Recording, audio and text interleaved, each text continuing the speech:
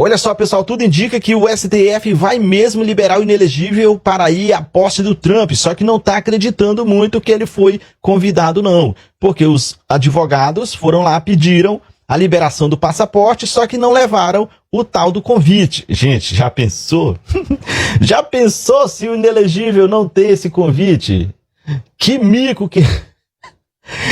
Vamos ver, né? Que é o seguinte, o STF foi e disse, olha, eu quero... O Alexandre de Moraes, mais precisamente, mais conhecido como Xandão, disse o seguinte, eu quero saber onde é que está esse convite formal. Me apresenta aí esse convite aí para a gente analisar esse pedido aí de liberação do passaporte. Eu vou ler aqui um trechinho aqui da matéria aqui no Band News, jornal Band News aqui, diz o seguinte, o STF pede que Bolsonaro apresente convite oficial para a posse de Trump. O ministro Alexandre de Moraes do STF solicitou que a defesa de Jair Bolsonaro apresente o convite formal recebido para a posse do futuro presidente dos Estados Unidos, Donald Trump, para que possa analisar o pedido de devolução do passaporte do ex-presidente. Segundo o magistrado, antes de analisar se Bolsonaro poderá ou não viajar, abre aspas, há necessidade de complementação probatória.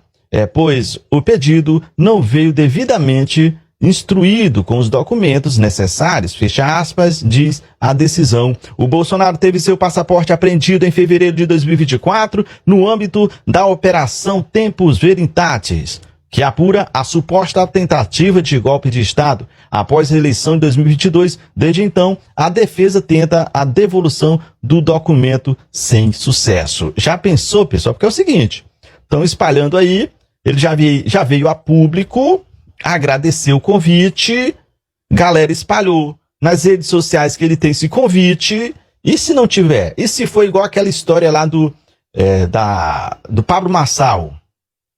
Uma história que o Pablo Marçal inventou ali, que tinha o apoio de Donald Trump, quando na verdade não tinha apoio coisa nenhum, tudo não passava de uma invenção fictícia, né? Mas vamos esperar aí para ver se a defesa vai apresentar mesmo esse documento e vamos ver aí se o Alexandre de Moraes vai dar essa possibilidade para o inelegível se escafeder do Brasil e nunca mais voltar. Se isso acontecer, aí já era.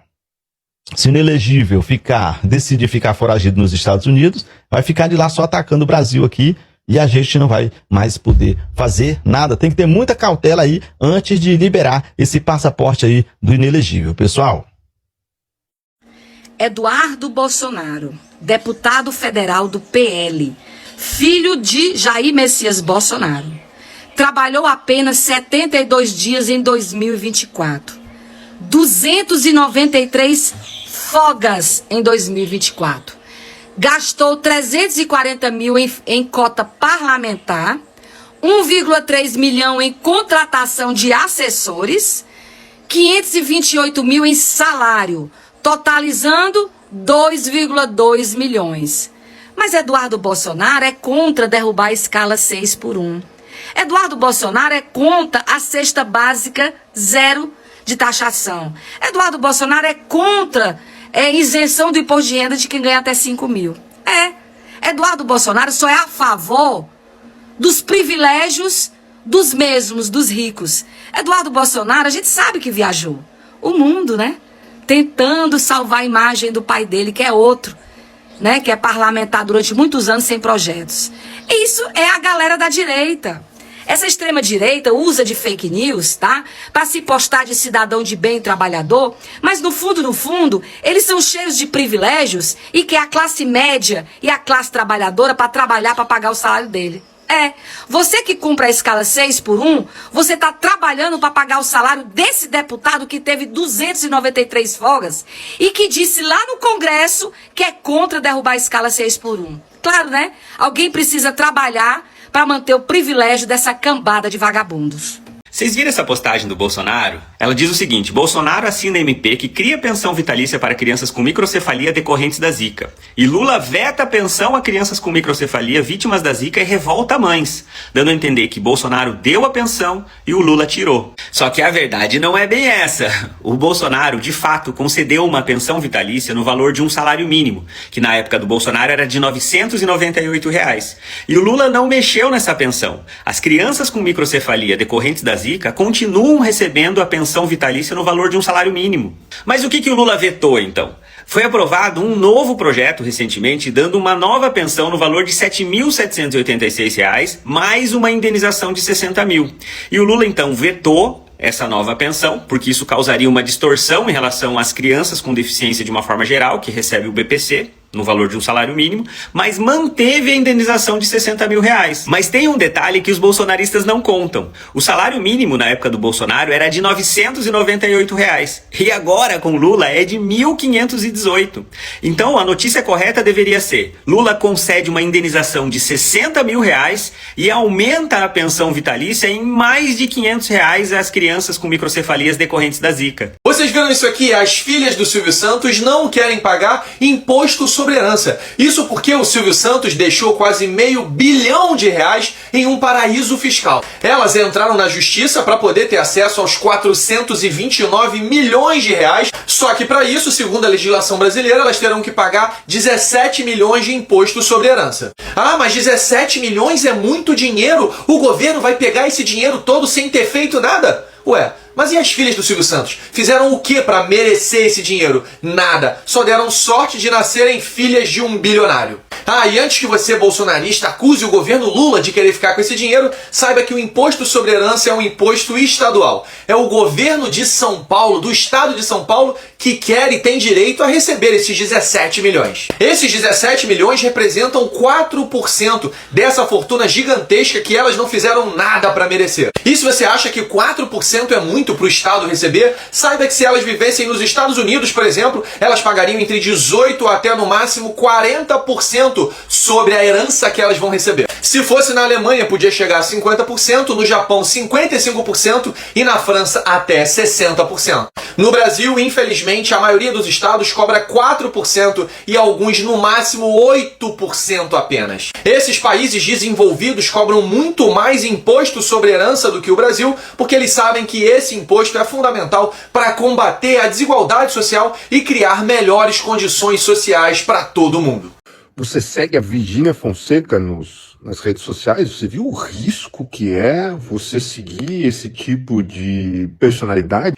Virgínia Fonseca, ao que parece, é uma inovadora nos contratos com as bets. Você assistiu o filme da Nike, do Michael Jordan? Jordan foi o primeiro atleta a conseguir ter uma porcentagem em cima da venda dos tênis. Quando a Nike lançou o Nike Air Jordan, lá atrás, a mãe do Michael Jordan foi lá na Nike e falou assim: tudo bem, vocês podem usar o nome do meu filho, a gente fecha um contrato com vocês, mas eu quero uma porcentagem desse tênis. Aí o pessoal falou assim: não é assim que nós fazemos.